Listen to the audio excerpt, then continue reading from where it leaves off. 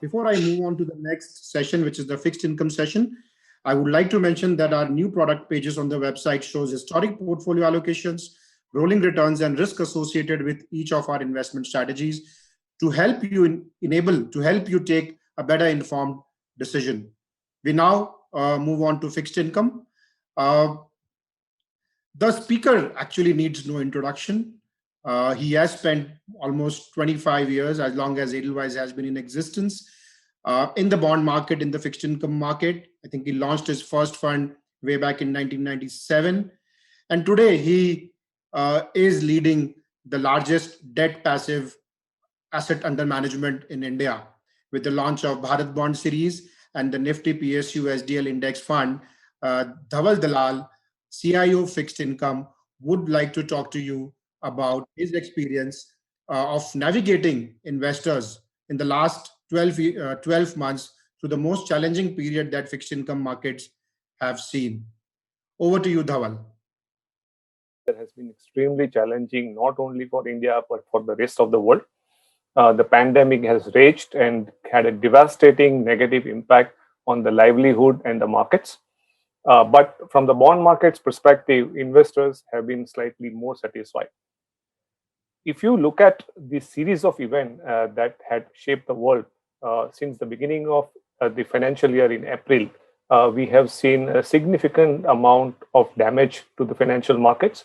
However, this is for the first time we saw that the bulk of the G7 central banks came together and came out with a very, very large the monetary and financial package.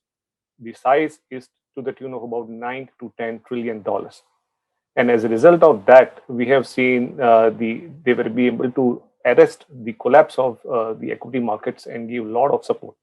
In that process, they ended up reducing rates to the bottom and infusing a lot of liquidity. With that kind of liquidity and rates heading to the bottom, the bond yields worldwide have declined. In India, we have also seen a similar kind of effect. While the government of India was forced to increase their borrowing from about 8 trillion rupees to about 12 trillion rupees, I think the Reserve Bank of India has come out as a savior.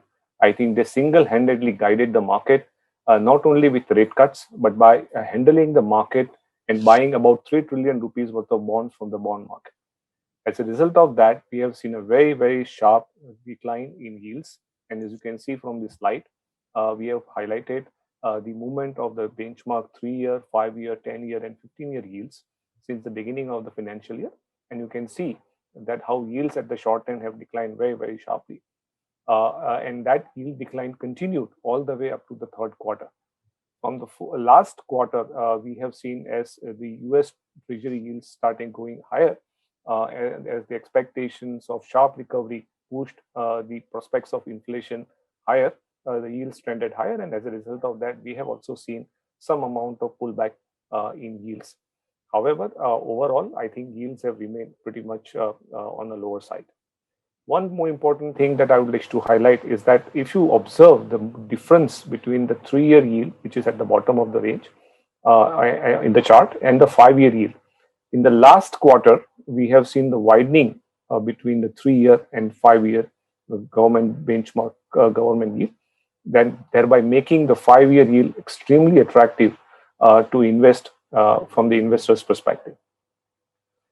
Clearly, with the decline in yield, it has resulted in a strong overall performance for our active basket of our funds, starting with the overnight fund and liquid fund. As you can see, what we have shown in this table is that we have shown the name of the fund, we have shown how many peer group funds are there, and we have shown the performance in 3 months, 6 months, 1 year, and 3-year bucket.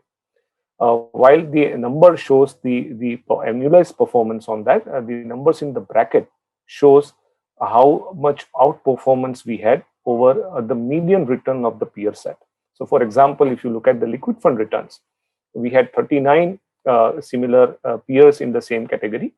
In the 3-month period, the fund has delivered 3.36% return annualized, and that number is about 16 basis points higher than the median peer number for the direct and growth plan. And you can see that the liquid fund has consistently generated additional performance as compared to the peer with very high quality portfolio. Similarly, if you look at the Edelweiss Banking and PSU Debt Fund, it also had a very, very strong year with the outperformance of about 20 basis points as compared to the peer set on 1 year basis, and about 130 basis point outperformance on the 3-year basis. Edelweiss Government Securities Fund also had a very, very strong year. It generated about 9.05% return, and it outperformed by about 200 basis points on 1 year basis. So we are quite satisfied with the overall performance, and we hope that this winning streak will continue in the next year as well. Clearly, with higher performance and significant amount of liquidity, we have seen investors looking to invest in fixed income funds, and we have seen investors imposing their trust with bulk of our assets. We have seen fixed income assets growing from about 15,000 odd crore to about 35,000 odd crore. Bulk of the growth has happened because of the investor imposing their trust in our Bharat Bond ETF products, and the recently launched Edelweiss Nifty PSU SDL 2026 Index Fund. So we thank investors for reposing their trust with us, and we hope to continue to scale new high in FY22 as well. Talking about the Bharat Bond ETF, which have become the core talking point for our investors, we are very happy to note that the yields of the Bharat Bond ETF have attained a sort of like a benchmark status. And they are being talked about in the same breadth as the benchmark government bond yields. It is important to note that in absence of any strong single AAA PSU bond benchmark bond index yields, it's important that the Bharat Bond ETF YTMs are being used as benchmark. And here you can see how yields have moved over the last 1 year. Let's talk about some of the Bharat Bond ETF, starting with the Bharat Bond ETF 2023. Over here, we have shown two different type of data points. The line, blue line, is the index that is being tracked by Bharat Bond ETF 2023, and the gray line is the NAV movement, and these are normalized number. And the green portion suggests the movement of the AUM through the year. So as you can see that the NAV and the index value for Bharat Bond ETF 2023 has been able to track very, very, very closely, and we are quite happy about that. With regards to the AUM, we started the year strong, but as the bond yields decline, it appears that bulk of the investors wanted to move out from a short maturity fund to a long duration fund. As a result of that, we have seen a very, very sharp decline. But the important thing is that we were able to liquidate the assets without any significant negative impact on the NAV of the fund or increasing in a tracking error. So this is something that we are very, very happy about. On the right side, we have the Bharat Bond ETF 2025, where we have seen a significant secular increase in the AUM of the fund, which we are very happy about. I believe that investors are looking at Bharat Bond ETF 2025, which has a 4-year residual maturity as a substitute for some of the other funds which are available in the market, and which has a slightly higher yield and a higher track record as well. Bharat Bond ETF 2030 and 31, which are on the next page, have surprised us on a higher side with significant amount of increase in the AUM. Looking at the total AUM between the two schemes, you can see that the total AUM being managed by the two schemes is about 18,000 crore. And we have seen a secular uptrend in the AUM of both the funds. It basically shows that there is a latent demand for quality, long duration assets.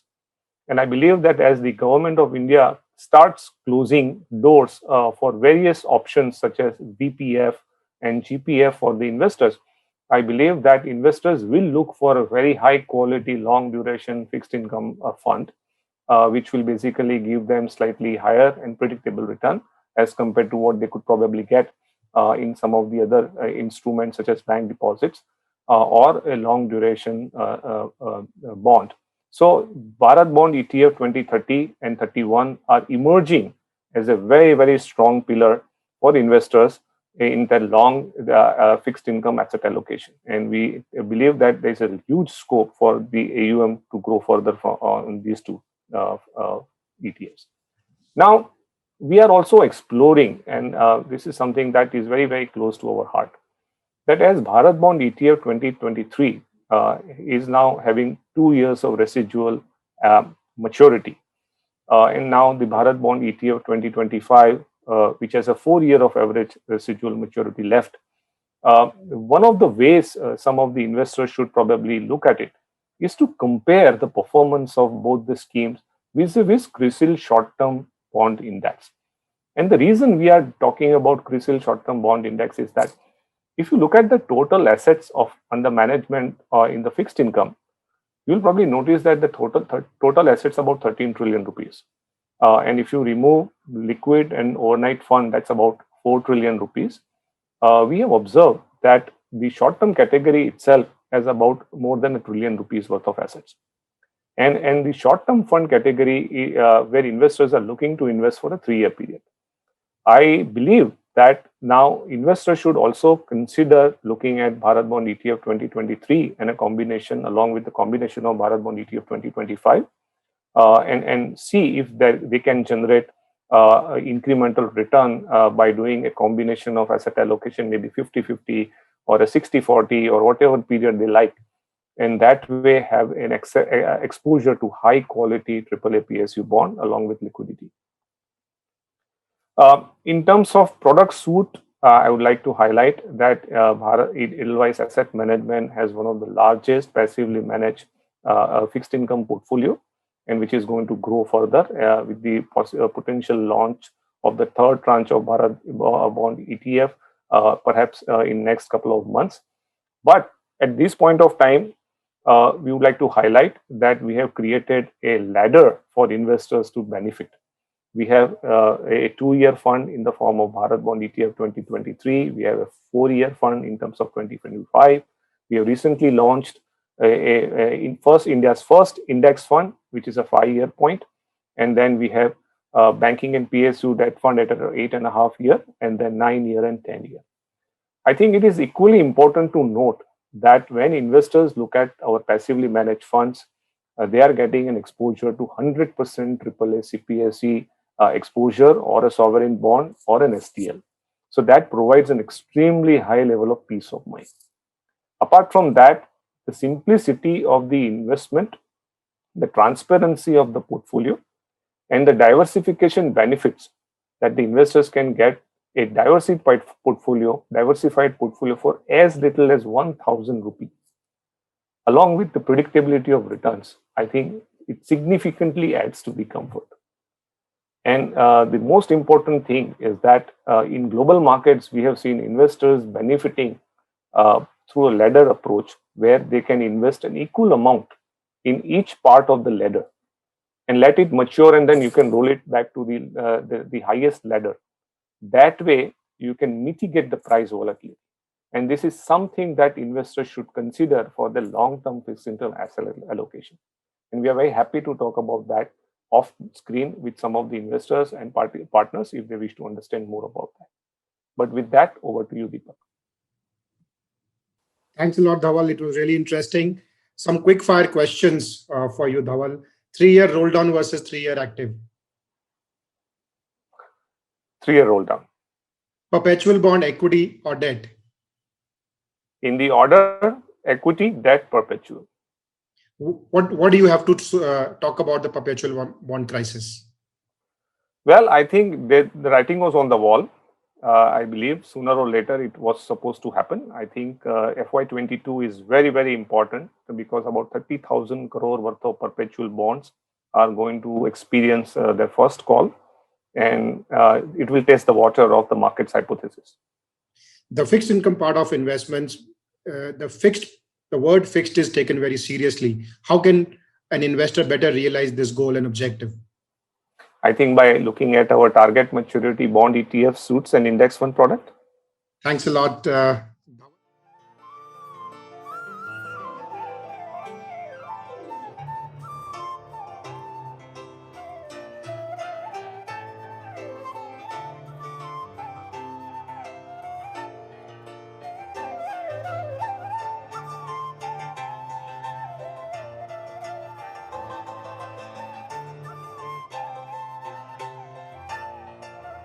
Mutual fund investments are subject to market risks. Read all scheme-related documents carefully.